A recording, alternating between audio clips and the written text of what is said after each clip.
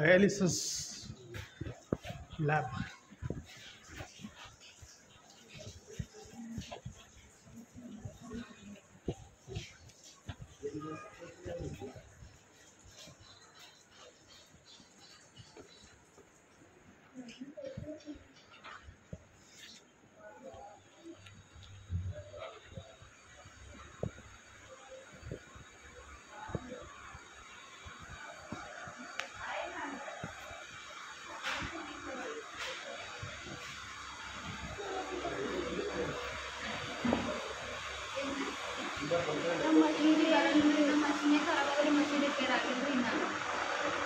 ನಮ್ಮದು ಹಚ್ಚೋದಾರೆ ಎಲ್ಲ ಹಚ್ಬೇಕ್ರಿ.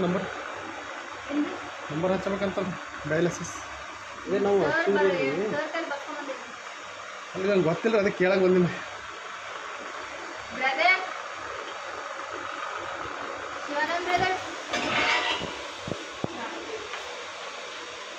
ಎಸ್ ಅವ್ರ ಮಷಿನ್ ಚಾಲು ರೀ?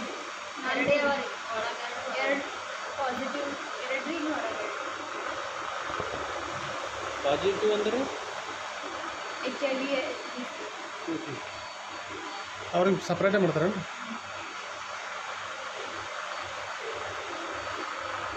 ಶುಗರ್ ಇದ್ದವ್ರಿಗೆ ಭೀ ಅದ್ರಾಗೆ ಮಾಡ್ತಾರೆ, ಶುಗರ್ ಬೇರೆ.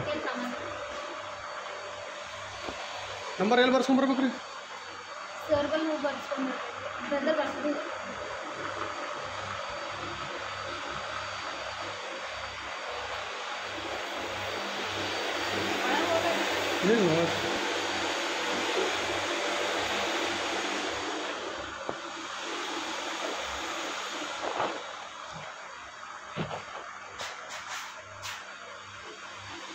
ನಂಬರ್ ಎಲ್ಲ ಬರುತ್ತೆ?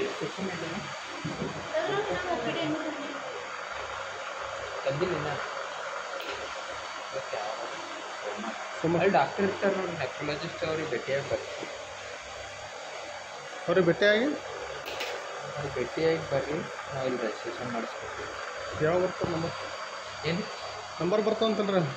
ನಂಬರ್ ಇನ್ನೇ ಸದ್ಯ ಬರಲ್ಲ ರೀ. ಮಷಿನ್ಗಳು ಬರೋವ ಬಂದು ಅಂತಂದ್ರೆ ಅವಾಗ ನಿಮಗೆ ಫೋನ್ ಮಾಡ್ತಾರೆ. ಮಷಿನ್ ಎಲ್ಲ ಕೆಟ್ಟೋಗ್ಯಾವ ರೀ, ಅಷ್ಟು ಖರಾಬ್ ಆಗಿದೆ. ಹಾಂ, ಎರಡೇ ಮಷಿನ್ ಚಾಲು.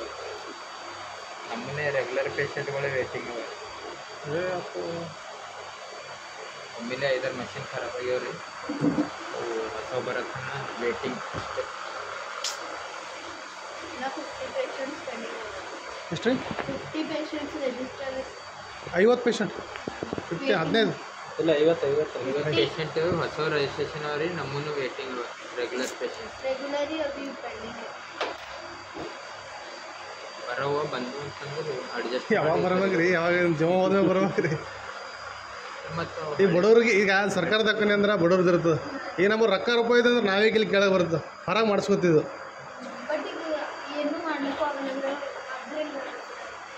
ನೀವು ಏನೇ ಹೇಳೋದೇನು ರೀ? ನಿಮ್ಗೆ ಅಲ್ಲಿ ಕೇಳ ಇದು ಮಾಡೋಕೆ ಬಂದು ಅವರಿಗೆಲ್ಲ ಗೊತ್ತಿತ್ತು. ಎಲ್ಲ ಗೊತ್ತು.